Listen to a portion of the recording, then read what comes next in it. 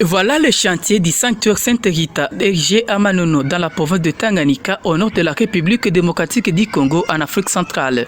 Avec un balcon intérieur, un magasin d'objets liturgiques, des chapelles connexes, une église avec une grande capacité d'accueil, sans oublier la maison de résidence des prêtres. À ce jour, les travaux sont déjà à 80% d'exécution. L'évolution des travaux sur terrain jusque-là avance bien. Et à ce stade, nous sommes dans de travaux de définition. Décoration, masticage, peinture, aménagement des parterres et équipements, voilà quelques travaux en cours de réalisation pour le finissage de cette phase de la construction de ces sanctuaires. À Manono, Sainte Rita fleurit et séduit déjà le monde avec sa configuration élégante. Dès la pose de la première pierre, Monseigneur l'évêque Vincent de Paul Nkwanga, ordinaire du lieu, avait encouragé les fidèles chrétiens à fréquenter ces lieux de retraite, de contemplation, de recueillement, de rencontres personnelles ou communautaires avec le Seigneur. Un message des fidèles, c'est qu'ils doivent se rendre compte qu'il y a un lieu qui leur est destiné pour leur élévation spirituelle.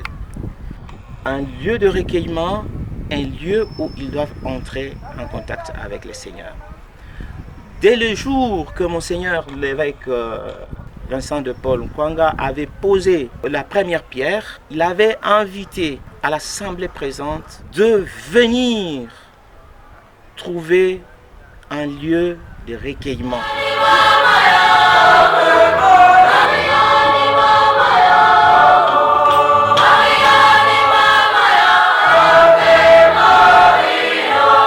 C'est dans ces contextes que ce mardi 11 juillet 2023, par son coordonnateur, le sanctuaire Sainte Rita a reçu le pèlerin venu d'Ankoro, à 113 km de Manono, et qui ont bénéficié d'un accompagnement spirituel.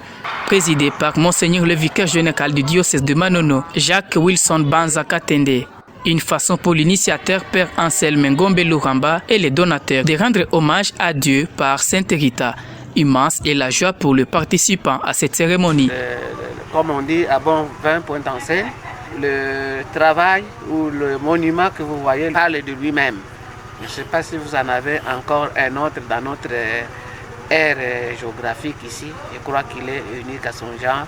Après la cathédrale, ce doit être seulement celui-ci qui vient de naître aujourd'hui. Et donc c'est une grâce pour Manono? Une très grande grâce parce qu'avec Sainte Rita, on peut faire des prouesses.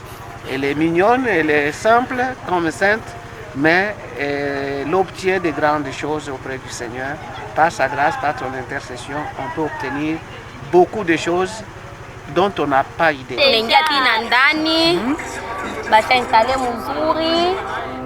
Pachapanga mzuri na pakujalia penye pazuri. Ni vibaya ifo tunaingia na wewe unasikia tu naraa wewe naona nilisema umeja jengo ya mzuri mabeba tu plan ya mzuri na banaitengeneza bien.